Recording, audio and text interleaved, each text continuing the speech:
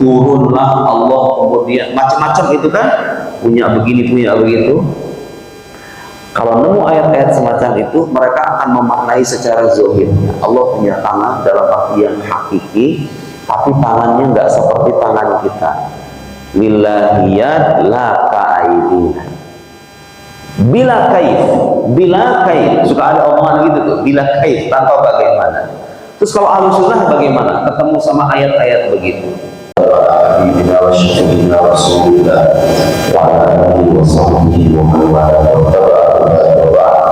Allahumma akhrijna min dhulumatil wahm wa akrimna bi nuril fahm wasfar alaina bi ma'rifatil ilm wasahhil akhlaqana bil hilm waj'alna mimman yastami'una al-qawla fayattabi'una ahsana. Subhanaka la ilma lana illa ma 'allamtana innaka antal 'alimul hakim. La hawla wa la quwwata illa billahil 'aliyyil 'azim. Allahumma 'allimna ma yanfa'una wa zidna ilma wa ba'd. Bapak Ibu semuanya, selama 1 jam ke depan insya Allah kita akan mengulas tema yang agak rumit, tapi sebisa mungkin saya ingin mempermudah dan mohon kalau masih ada yang susah nanti ditanyakan. Karena ini menyangkut hal yang penting karena sebetulnya banyak orang membicarakan ini dan menyebabkan kesalahpahaman. Sebetulnya ini sejak awal bukan konsumsi orang awam. Ini konsumsinya akademisi, para tua, orang-orang yang di bidang ilmu ini secara serius. Karena bagi orang-orang awam ini bukan berarti orang bodoh ya Pak. Kalau disebut orang awam itu artinya orang yang bukan ahli. Jadi saya ini orang awam dalam bidang politik. Bukan berarti saya tidak tahu banyak. Mungkin ada di antara awam dalam urusan agama itu tidak orang kehormatan. Jadi jangan salah pahamnya seolah-olah kalau bilang awam artinya merendahkan. Tidak. Memang semua manusia pada hakikatnya awam dengan bidang tertentu, ya kan? Tidak semua manusia mengetahui semuanya. Nah, untuk orang-orang awam seperti kita cukup meyakini hal-hal mendasar menyangkut sifat Allah Subhanahu wa Ta'ala, bahwa Allah itu tidak bermula, tidak berakhir, tidak serupa dengan makhluk, berada dengan dirinya sendiri, yaitu Esa, Maha Kuasa, Maha Berkehendak, dengan segala dalilnya yang dipelajari di sifat 20 itu sudah lebih menyangkut ketuhanan. Tapi ada rincian-rincian nanti itu orang sering salah paham dan kita perlu meluruskan. Nah, yang ingin kita sorot, yang ingin kita sampaikan pada pagi hari ini adalah tema menyangkut sesuatu yang sering disalahpahami. Baik, saya akan langsung masuk ke tema pelan-pelan. Bapak Ibu sekalian, supaya tidak mengulang tema yang tadi malam kita membahas tentang butir-butir pemikiran atau pendapat Ibnu Taimiyah yang oleh sebagian besar ulama Ahlus Sunnah wal Jamaah disalahkan. Khawatir kalau saya ngomong, Anda siapa menyalahkan Ibnu Taimiyah? Saya memberi pendapat para ulama Ahlus Sunnah wal Jamaah yang mana bahwa sudah keliru dalam beberapa persoalan dan kita sudah bahas. Saya tidak ingin mengulang apa yang dibahas tadi malam. Sekarang fokus kita adalah bagaimana ulama salafus saleh. Karena ini Ahlus Sunnah wal Jamaah ini adalah golongan yang berpegang teguh kepada sunnah Nabi Sallallahu Alaihi Wasallam. Saya jalan ikut Nabi, baik akidahnya, syariatnya, akhlaknya, mengikuti Nabi dan para sahabatnya, dan mereka ajaran yang diwariskan atau diwariskan kepada mayoritas umat Nabi Muhammad Sallallahu Alaihi Wasallam. Jamaah itu artinya as-sawadul a'zam. Sebagian berpendapat demikian. Jadi kita ini, aliran kita ini Ahlus Sunnah wal Jamaah, prinsip kita berpegang teguh pada sunnah Nabi, tidak melenceng, tidak membawa bid'ah yang terlarang yang tidak ada dasarnya. Kita tidak membawa bid'ah, tapi kita mengikuti sunnah Nabi sekaligus ajaran yang diwariskan oleh salafus saleh. Dari yang disimbolkan dengan kata jamaah itu. Masalahnya begini Pak, ada lagi nih satu kelompok salafi ini selalu mengklaim ajaran salafus soleh itu tidak seperti yang Anda pahami. Ajaran mereka mengaku mengikuti salafus soleh, kita mengaku mengikuti salafus soleh. Mana yang benar? Nah, itu jawabannya untuk orang-orang mana sebetulnya yang betul-betul diikuti salafus saleh. Supaya dipahami dengan baik, saya perlu menjelaskan bagaimana pandangan orang-orang salafi, orang-orang salafi wahabi dan semacamnya menyangkut masalah yang akan kita bahas ini. Kita membahas ayat mutasyabihat. Ayat mutasyabihat. Walladzi anzala 'alaikal kitaba minhu ayatun muhkamatun hunna ummul kitab. Allah Subhanahu wa taala menurunkan Al-Qur'an itu dari Al-Fatihah sampai An-Nas itu ada ayat yang dalam surat Al-Imran disebut muhkamat dan itu adalah induk dari Al-Qur'an. Artinya begini Pak, menurut kaidah penafsiran, bukan kata saya, kalau ada ayat mutasyabihat itu tidak mau harus dipahami berdasarkan ayat muhkamat. Muhkamat ini yang jelas, yang tegas maknanya, tidak mungkin tafsir. Tafsirannya itu nggak banyak. Qul huwallahu ahad, Allahus samad, lam yalid wa lam yulad wa lam yakul lahu kufuwan ahad. Dihafal sama semua muslim. Dan maknanya jelas banget. Katakanlah Allah itu esa. Apa artinya esa? Esa itu ya tidak punya bagian-bagian, tidak terbilang. Allahus samad, Allah tempat bergantung semua makhluk, jelas banget. Artinya semua makhluk butuh sama Gusti Allah. Udah jelas itu. Itu contoh ayat muhkamat. Lam yalid wa lam yulad, tidak beranak, tidak diperanakan. Anak SD juga paham ini Pak. Tidak beranak, tidak diperanakan. Udah selesai, jelas itu. Wa lam yakul lahu kufuwan ahad. Tidak ada yang semisal, tidak ada yang serupa dengan Allah Subhanahu wa taala. Laisa kamitslihi syai'. Tidak ada sesuatu yang serupa dengan Gusti Allah. Itu juga jelas. Itu contoh ayat muhkamat. Wa ukharu mutasyabihat, tapi yang lain ada ayat mutasyabihat. Nah, mutasyabihat ini ayat yang samar maknanya. Jadi kalau kita membaca tentu dengan nalar orang dewasa ya. Oh, maknanya kok begini? Muncul pertanyaan-pertanyaan. Ayat yang samar. Yadullah wa aydihim. Yadullah. Saya lihat di kamus, yad itu artinya tangan. Kalau begitu Allah punya tangan. Muncul pertanyaan, bagaimana itu? Dan ketalah wajah Tuhan. Ada kata wajah, terjemahan. Yanzilu Rabbuna ila sama'i dunya kullal laila. Tuhan kami yanzil turun. Terjemahan artinya turun. Maksudnya apa? Itu contoh ayat-ayat mutasyabihat. Hadis atau ayat Al-Quran yang mutasyabihat, dan itu banyak. Gimana usah menjelaskan? Udah selesai itu Pak sebenarnya. Penjelasannya udah banyak dalam Al-Quran. Ulama Ahlussunnah wal Jamaah udah banyak mengarang kitab-kitab yang mentakwil dan memberikan penjelasan terkait ayat-ayat itu. Ada Imam Razi, ada Imam Abu Bakar Ibn Qurra, ada Imam Baihaqi, ada Imam Fulan, banyak sekali. Kita nggak akan membahas itu ya. Saya ingin memberikan panduan dasar saja kepada orang awam bagaimana caranya kalau kita diragukan keyakinan kita dan kita harus membantah, tapi dengan bantahan yang simpel. Saya ingin menjadi hebatnya. Jadi jelas ada ayat muhkamat mutasyabihat berdasarkan keterangan Al-Quran sendiri. Ayat muhkamat ini adalah induk Al-Quran. Berarti kalau kita memahami ayat mutasyabihat nggak boleh lepas dari ini. Yadullah fawqa aydihim. Kalau dimaknai tangan dalam arti yang sesungguhnya, tangan dalam arti sesungguhnya. Nah, orang salafi itu punya pandangan begini Pak. Allah itu punya tangan. Makna hakiki dari tangan. Jadi Allah itu punya tangan dalam arti yang hakiki. Pak, perhatikan nih, beda supaya kita tahu bedanya akidah Ahlus Sunnah dengan mazhab Salafiyah dengan seluruh penghormatan kita kepada mereka. Bedanya kalau disebut kata tangan atau nanti ketemu hadis-hadis yang lain tuh. Turunlah Allah kemudian macam-macam itu kan punya begini punya begitu. Kalau nemu ayat-ayat semacam itu, mereka akan memaknai secara zahir. Allah punya tangan dalam arti yang hakiki, tapi tangannya nggak seperti tangan kita. Willahiyat la ka'aidina. Bila kaif, suka ada omongan gitu tuh. Bila kaif, tanpa bagaimana. Terus kalau Ahlussunnah bagaimana? Ketemu sama ayat-ayat begitu. Ahlussunnah wal Jamaah, salafus saleh, saya akan bacakan nanti ya. Nusus atau teks-teks dari ulama salafus saleh, sahabat, kemudian tabi'in atau tabi'in yang menunjukkan bahwa inilah yang sesuai dengan salafus saleh itu, bukan mazhab mereka. Jadi jelas mazhab salafi itu mengisbat. Bagi yang tidak paham, mengisbat artinya mengakui makna zohir. Makna zohir itu makna yang langsung terlintas di benak kita gitu Pak. Disebut kata yad, ya tangan.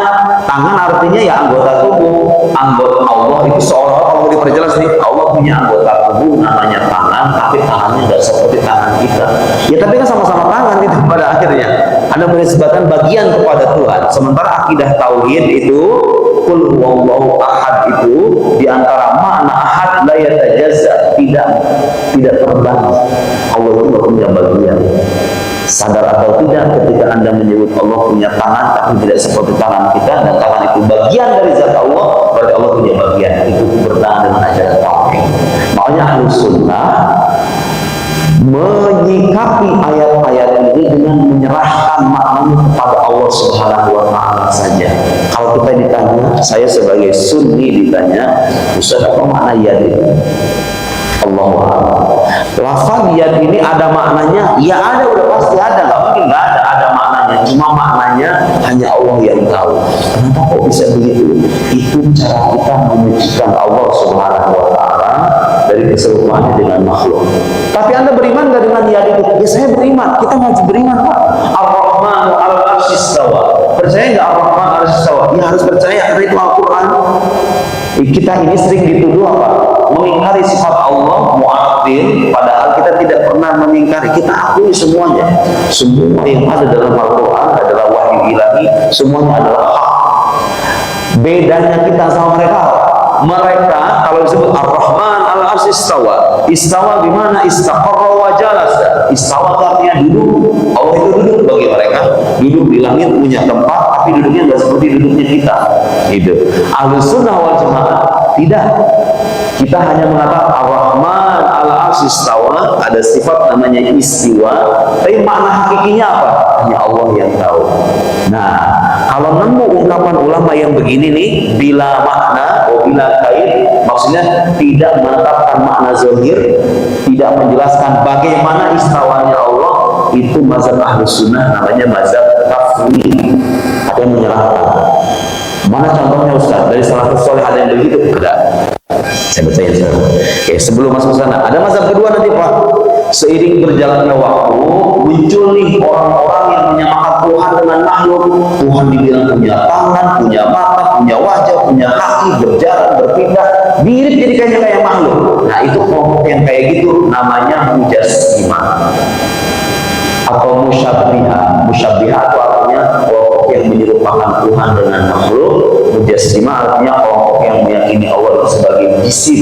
Jisim itu apa? Sesuatu yang tersusun. Ini jisim namanya. Ini jisim. Sesuatu yang punya bagian-bagian. Tidak ada kelompok dan itu keliru. Yang meyakini Tuhan itu jisim dalam arti sebagai sosok yang punya bagian-bagian. Baik, tadi kita mengklaim, kita mengakui bahwa mazhab Asy'ari itu yang sesuai dengan salafus saleh. Mana contohnya? Sudah dipahami apa itu tafwid, apa itu takwil? Sudah jelas ya? Baik, sekarang kita ambil teks-teks. Ini saya bawa. Dan jangan salah, ini kalau kita mengutip, itu ada landasan, ada referensinya ulama-ulama kita itu. Saya bawa ini ulama besar asal Azhar, Syekh Ali Jum'ah, Syekhuna wa Syekhul Azhariyin, Syekh Ali Jum'ah. Karena waktu kita terbatas, saya akan kutipkan beberapa aja. Benar nggak sahabat itu? Kita kan meyakini Allah tidak bertempat kan? Itu sahabat gimana? Benar nggak Ustaz? Ada nggak khusus atau tek-tek dari sahabat yang menunjukkan bahwa Allah itu tidak bertempat? Oh, banyak. Qala Sayyidina Ali bin Abi Thalib. Sayyidina Ali ini orang terdekat dengan Nabi. Ya. Sayyidina Ali bilang, "Kana Allahu wala makan."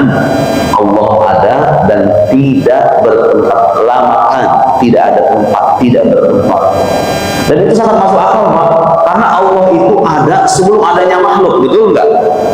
Tempat itu, kalau Anda menyatakan Allah bertempat, hanya bersandar kepada Ar-Rahman 'alal 'arsy istawa, padahal mana istawa itu tidak selamanya bertempat, tidak selamanya bertempat. Kalau kita mengatakan Allah bertempat, berarti Allah ada awalnya, kalau begitu. Kan tempat itu ada dengan adanya makhluk, Pak. Dulu kan sebelum alam ini ada, kalau Kalau kita tanya sama ilmuwan, kan pernah terjadi ledakan besar tuh, yang Big Bang itu. Kemudian dari satu titik yang maha panas, yang kecil, singularitas namanya kalau istilahnya para ilmuwan modern, terjadi ledakan besar. Nah, seiring dengan terjadinya ledakan besar itu muncul namanya tempat, namanya waktu, ya kan? Sebelum itu kan nggak ada tempat. Sebelum adanya alam, nggak ada tempat. Allah ada dengan dirinya sendiri. Dia tidak bergantung sama yang lain. Makhluk itu berada dan dia bergantung sama yang lain, sudah pasti. Sang Khalik Allah Subhanahu wa Ta'ala mustahil bergantung pada tempat. Imam Ali kana Allah wala makan wa huwa al-an ala ma alaihi kan. Dan sekarang kata Imam Ali, Allah itu berada dengan dirinya sendiri sebagaimana adanya, tidak bertempat. Imam Ali bin Abi Thalib salafus saleh atau bukan? Ya, bukan salafus saleh lagi. Itu imamnya orang-orang bertakwa, itu setelah Nabi Muhammad sallallahu alaihi wasallam. Setelah Sayyidina Muhammad, Abu Bakar, Umar, Utsman. Semua Nabi, mantunya Nabi lagi. Qala Abu Hanifah, Imam Abu Hanifah salafus saleh, ya jelas salafus saleh. Pokoknya kalau ada ulama hidup 3 abad pertama, itu nama salafus saleh. Ara'aita law qila aina Allah? Bagaimana kalau dikatakan ada pertanyaan aina Allah? Yuqal, kata Imam Abu Hanifah, kalau ada orang bertanya aina Allah, di mana Allah? Jawaban Imam Abu Hanifah, kana Allah ta'ala wala makan. Allah ada tanpa tempat. Imam Abu Hanifah, qabla an yakhluqal khalq, sebelum Allah menciptakan makhluk, Allah ada tanpa bertempat. Oleh Imam Syafi'i, ini kitab-kitabnya kalau perlu saya sebutkan. Yang pertama ada dalam kitab Al-Farqu Bainal Firaq karangan Al-Baghdadi. Yang kedua Al-Fiqhul Absat karangan Imam Abu Hanifah. Ketiga Ithaf As-Said Al-Muttaqin berkata Az-Zabidi Syarah Ulumuddin segini nih. Coba 24 ini berapa nih? Saya lupa itu segini. Syarah Ulumuddin. Imam Syafi'i sekarang, innahu ta'ala kana wala makan. Allah itu ada dan tidak sama. Memang Pak, sebetulnya kalau boleh saya jujur, ini akidah yang kita peluk sekarang itu gak jauh beda sama akidahnya Nabi Muhammad dan para sahabatnya. Cuma bedanya apa? Bedanya apa? Zaman sekarang, zaman kesini belakangan bedanya apa? Ada rincian-rincian yang di zaman tadi nggak ada. Rincian-rinciannya doang. Tapi intinya, ajaran intinya ya sama. Allah tidak bertempat, Allah tidak bermula, Allah tidak berakhir. Cuma bedanya zaman Nabi belum ada pembahasan sifat 20. Sifat 20 seperti Al-Barahir, kemudian Imam Al-Laqani, Bang Jawab. Ya, rincian-rincian itu munculnya belakangan. Kenapa? Karena tuntutan zaman, Pak. Di zaman Nabi orang nggak berdebat masalah beginian. Tuhan bertempat atau enggak? Udah sahabat itu kalau itu Ar-Rahman, Al-Istawa, selesai, diterima. Bagaimana istiwanya? Hanya Allah yang tahu. Apakah itu makna zahirnya? Tidak. Ya karena kalau seandainya Allah duduk, itu bermasalah keyakinan. Jadi sama akidah kita itu. Jangan dibilang kalau kita bermazhab Asy'ari ini mazhab tandingan dari mazhab Nabi.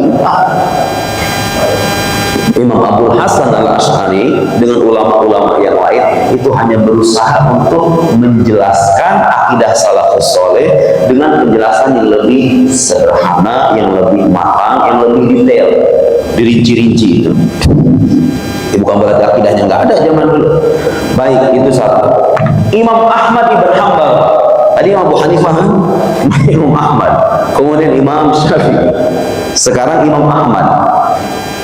Imam Ahmad ini kan mazhab imam dalam mazhab Hambali. Mazhab Hambali ini mazhabnya orang-orang Salafi. Imam Ahmad sendiri tidak mengisbah makna zahir dari ayat mutasyabihat. Jadi kalau mereka benar-benar mengikuti Imam Ahmad saya bacakan. Teksnya agak panjang nih kalau yang ini, tapi akan saya bacakan yang bagian intinya aja. Kata Imam Ahmad, qala Abu Abdullah, yang mengutip perkataan ini siapa? Ibnu Qudamah. Ibnu Qudamah ini ulama besar dalam mazhab Hambali yang punya Al-Mughni. Jadi kita fikih dalam mazhab Hambali. Ibnu Qudamah mengutip Imam Ahmad. Kata Imam Ahmad, qala Abu Abdullah, nu'min biha. Kalau nemu ayat-ayat mutasyabihat kita percaya. Ajaran Ahlu Sunnah sama. Wa nusaddiqu biha, dan kita benarkan. Wala kaif wala makna. Dengar ini. Dia tanpa mempertanyakan bagaimana, tanpa menetapkan makna, wala kaif wala makna. Tuh, salafus saleh. Mazhab Asy'ari itu begitu. Tanpa menetapkan makna zahir. Istawa maknanya jelas, duduk, menetap. Enggak, itu bukan ajaran salafus saleh kayak begitu. Imam Ahmad, Imam Tirmidzi yang punya Sunan Tirmidzi, imam ahli hadis, juga kurang lebih sama. Al-Imam At-Tirmidzi ini banyak sekali Pak. Saya ingin nah ini contoh. Imam Tirmidzi ketika beliau mengutip ayat Al-Qur'an, wa qalatul yahudu yadullahi maghlulah. Orang-orang Yahudi berkata tangan Allah itu terikat. Ada kata yad di sini, kata Imam Tirmidzi. Hadza hadisun qad rawatul a'immah. Ini hadis. Jadi ada hadis sebelum ayat ini ada hadis. Setelah mengutip hadis itu, Imam Tirmidzi mengomen ini hadis diriwayatkan oleh banyak a'immah, banyak ulama muslim. Bagaimana sikap beliau? Nu'minu biha kama jaa. Kita beriman sebagaimana adanya, diimani semuanya. Min ghairi ayyufassar, tanpa ditafsirkan. Tuh lihat Pak. Kalau Salafi itu menafsirkan. Salafi itu bedanya dengan ahlu sunnah menafsirkan bahwa ya artinya tangan dalam makna hakiki, cuma tangannya beda dengan tangan kita. Oh, kan? Imam Tirmidzi min ghairi ayyufassar, tanpa ditafsirkan. Karena kalau ditafsirkan, kalau kita sebutkan makna zahirnya itu bermasalah. Wah, jadi sama dengan makhluk kalau wah tidak tahu ini. Au tawahham.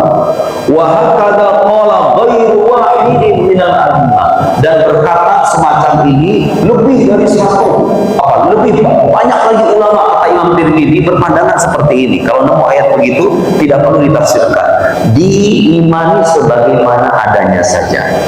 Ini nanti kalau misalnya bisa bahasa Arab, baca bukunya judulnya Al-Qaul Al-Tama bi Isbat At-Tafwid Mazhaban Salafil Kiram. Itu menulis sekian perkataan ulama salafus soleh membuktikan bahwa salafus soleh itu sama ketiplek dengan apa yang kita anut dalam mazhab Asy'ari, bahwa kalau nemu ayat mutasyabihat diserahkan mana hakikatnya kepada Allah, beda dengan kelompok salafi yang menetapkan makna zahirnya. Bapak tahu nanti bantahan mereka itu apa? Kalau kita ngomong kayak gitu, saya sudah tahu. Di antara bantahan mereka itu begini. Kalau begitu ada dong dalam Al-Quran ayat-ayat yang gak kita pahami maknanya. Sia-sia dong kalau begitu Allah menurunkan ayat Al-Quran kalau mana yang gak kita pahami, betul nggak Pak? Sebelum saya nanti bantah, saya ingin berusaha memperjelas kritikan atau protes mereka kalau kita ngomong kayak tadi mazhab tafwid. Tafwid itu artinya kita menyerahkan makna dari ayat-ayat tadi kepada Allah Subhanahu wa Ta'ala. Berarti Anda ini Asy'ari ini, berarti kalau begitu Anda mengaku ada ayat-ayat dalam Al-Quran yang nggak dipahami maknanya. Dan berarti kalau begitu Allah sia-sia dong menurunkan ayat ini kalau nggak dipahami maknanya, ya nggak? Kata mereka ini mah, kata mereka sia-sia dong Allah menurunkan ayat tapi maknanya nggak dipahami, ya kan? Gimana cara menjawab? Ya cara menjawab. Ini akan sering kita jumpai kalau kita ngomong gini.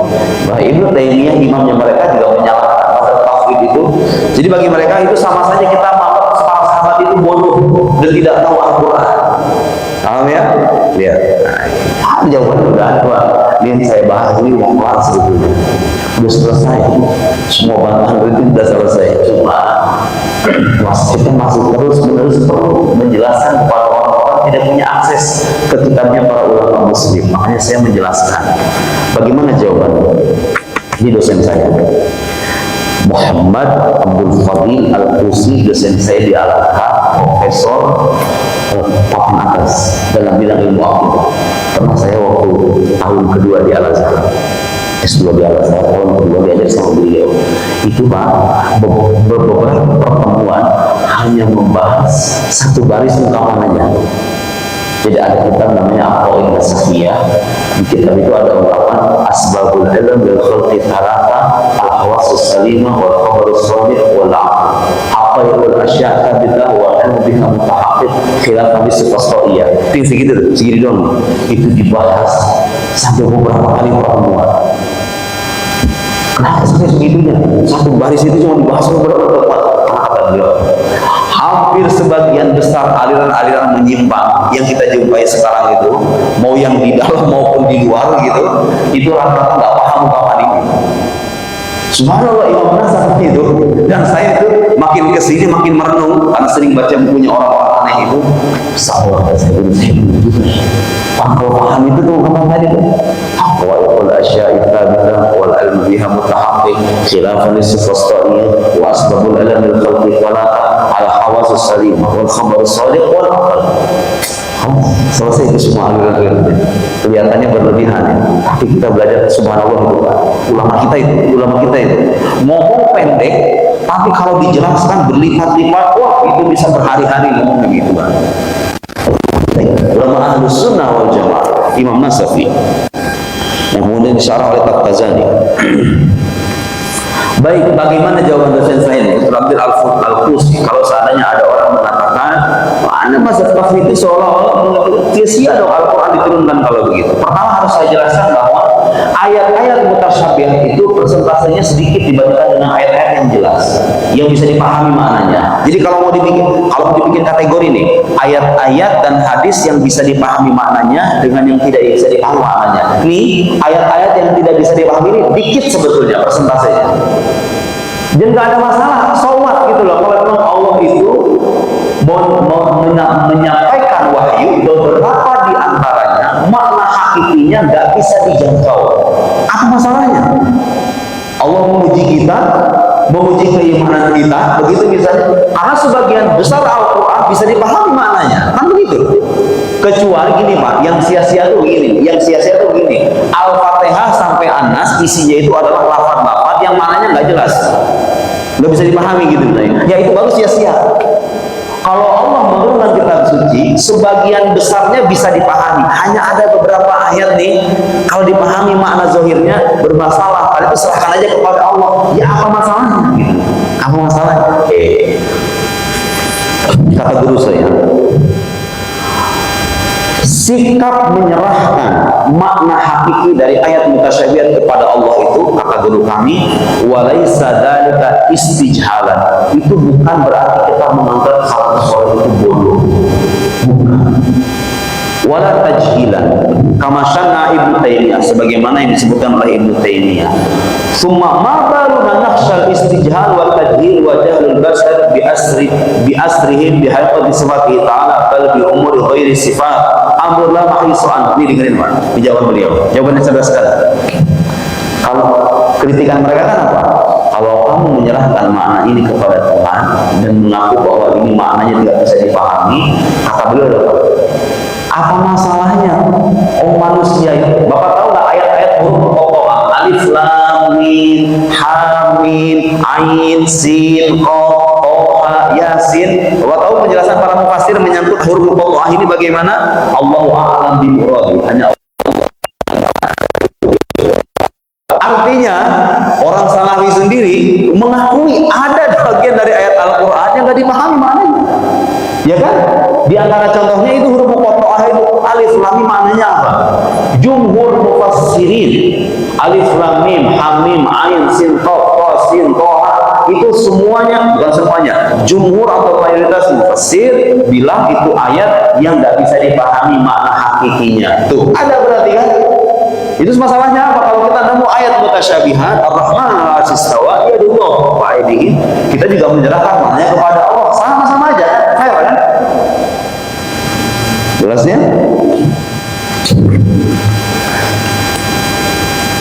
Kemudian kata beliau, walaisal jahal fi maqamil uluhiyah illa al-ilm nafsu wa illa fama ma'na ibarat Imam Malik al-ajzu al-idrak wa al-idrak.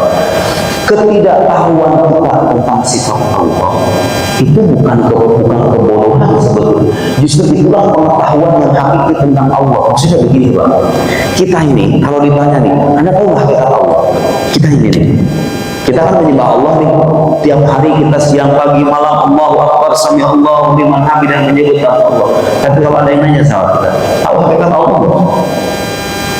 Tidak ada Pak yang bisa mengklaim orang tahu hakikat Allah itu. Allah itu bisa dipahami berdasarkan sifat-sifatnya yang ada dalam kitab suci kita, ada dalam penjelasan para ulama kita, wujud dan baqa. sifat-sifatnya. Hakikatnya tahu nggak? Enggak. Ketidaktahuan kita tentang Allah itulah pengetahuan sejati tentang Allah. Kan begitu sebetulnya. Maksudnya begini, kalau emang kita mengaku nggak tahu ini mana apa ya, kita mengaku nggak tahu, itu bukan masalah. Memang sejak awal manusia itu nggak akan mampu mengetahui hakikat sifat Allah dan zat Allah itu. Itu kalau kita nggak mampu mengetahui, makanya kita bahas ilmu akidah. Akidah itu dibahas tujuannya apa? Supaya manusia mengenal Allah dalam batas kemampuannya sebagai manusia, supaya nggak buta-buta amat tentang Tuhan gitu loh. Dikasih tahu ini loh penjelasannya. Tapi yang dikasih ke kita itu, penjelasan kita itu bukan penjelasan tentang hakikat Allah. Itu sifat yang dijelaskan kepada kita supaya kita mengenalnya dalam batas kemampuan kita sebagai manusia, bukan hakikatnya. Jadi kalau mereka bilang Anda menyebut Tuhan itu berbuat sia-sia dengan berurutan lafaz-lafaz yang tidak dipahami, Anda menuduh salafus saleh itu orang bodoh karena mereka tidak paham. Kita tidak mengatakan salafus saleh tidak paham, Pak. Kita hanya mengatakan ayat-ayat ini ada maknanya, salafus saleh dan kita golongan ahlus sunnah hanya saja menyerahkan makna hakiki ini kepada Allah, karena itu adalah bentuk kebencian kita terhadap Allah dari hal-hal yang tidak pantas. Masa Tuhan duduk sih? Masa Tuhan punya tangannya kayak apa? Meskipun dibilang tangannya nggak seperti tangan kita, tapi kurang pantas saja. Masa Tuhan punya bagian-bagiannya? Itu satu. Kemudian ada lagi jawaban yang bagus nih, Pak. Ada jawaban bagus. Nah, saya tadi udah menulis beberapa karena ini kita tipis. Tapi kalau misalnya mau dibahas ini bisa bermajlis-majlis. Kenapa salafus saleh itu nggak mau mengakui makna zahir dari ayat-ayat mutasyabihat? Kenapa kita ahli sunnah ini bertafwid, menyerahkan makna hakikatnya kepada Allah Subhanahu wa Ta'ala? Kata beliau, ada penjelasan lagi di halaman 19. Walakinna salaf kanu ahrasan nas ala tanzih. Salafus saleh itu orang-orang yang betul-betul ingin menyucikan Allah Subhanahu wa Ta'ala. Karena kalau kita sebut makna zahirnya istawa dalam arti duduk, udah jatuh kita itu. Tuhan tidak salah dengan makhluk. Salafus saleh itu ngajarin sama kita dengan tafwid itu karena mereka itu golongan manusia yang sangat ingin menyucikan Allah dari keserupaannya dengan makhluk. Alat tanzih. Falam yufassiru hadhil mutasyabihat bima tahtamilul lughah al-basyariyah. Karena itu mereka tidak menafsirkan ayat-ayat yang mutasyabihat itu. Nah, aqul marratan ukhra, kata beliau, saya katakan sekali lagi, inna adam iqdami salaf ala tafsir laisa jahlan. Salafus saleh, sikap salafus yang tidak menafsirkan ayat-ayat mutasyabihat laisa jahlan, itu bukan kebodohan itu. Bidalalatil alfaz wala huwa nafyun lima yaliqu bihi subhan. Juga bukan menafikan sesuatu yang layak bagi Allah, bukan menafikan sifat yang layak bagi Allah, bukan kebodohan, bukan penafian. Bal huwa ijlalul qadar. Justru itu adalah pengagungan atas Allah Subhanahu wa Ta'ala. Kalau kita ngomong begitu itu pengagungan kepada Allah. Min tadakhul tafsiril lughawil basyari bima huwa alaihi min naqsin wa qusur. Karena bahasa itu punya keterbatasan dan kekurangan. Kita pengen menyucikan Allah dari kekurangan itu. Kalau disebut kata yad, makna yad yang hakiki itu adalah anggota tubuh. Terus Anda bilang Allah punya yad, tapi yadnya tidak seperti yad kita. Makna yadnya makna hakiki, berarti Allah punya anggota tubuh namanya yad, tapi beda dengan yad kita. Ini sama dong pada akhirnya. Ujungnya punya tangan, punya bagian-bagian. Gak jadi tahu, gak jadi muwahhid ketiga itu. Karena ajaran tauhid tidak mengakui keterbagian Allah, tidak mengakui keterbilangan Allah Subhanahu wa Ta'ala. Enaknya mah habis ini langsung tanya jawab ya Pak ya. Betul nggak? Biar nggak pusing-pusing amat. Saya kira cukup lah ya sebagai pengantar. Atau mau dilanjut Pak? Cukup ya? Di beliau menjelaskan lagi aqwal salafus saleh yang tadi saya sebut tadi cuma 4 kokoh aja. Tapi kalau disuruh minta, mana lagi Ustaz, saya pengen dengar lagi. Salafus soleh yang bilang kalau nemu ayat mutasyabihat itu tidak perlu dijelaskan makna zahirnya, serahkan aja kepada Allah. Banyak sahabat-sahabat.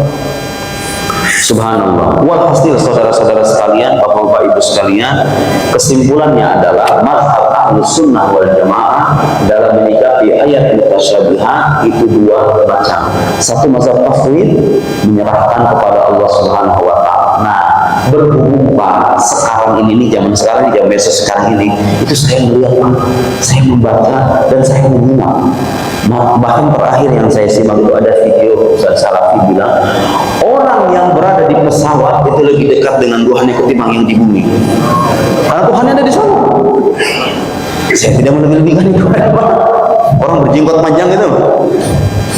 Ada itu videonya tersebar itu. Orang Saudi apa orang mana saya nggak tahu.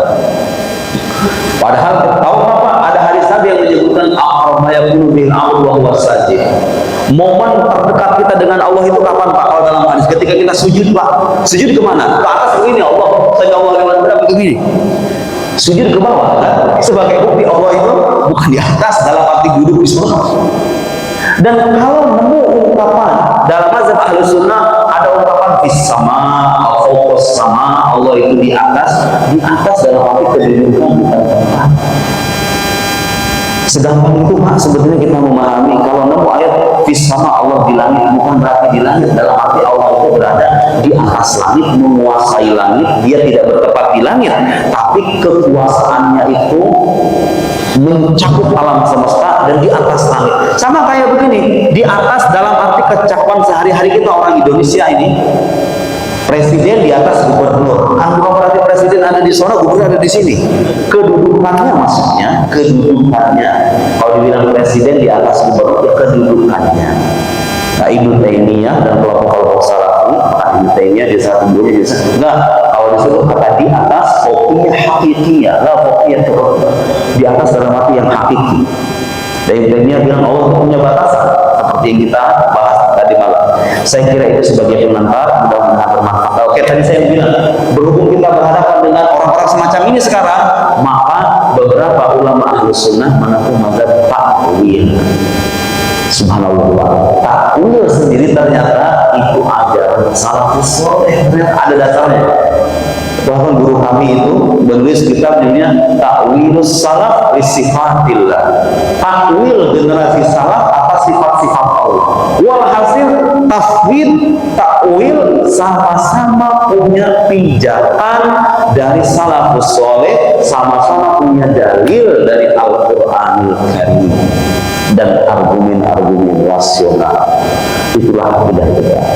Itulah mazhab Ahlus Sunnah wal Jamaah yang senantiasa menggabungkan antara nas, antara wahyu dengan akal. Karena akal ini adalah jalan kita mengenal Allah.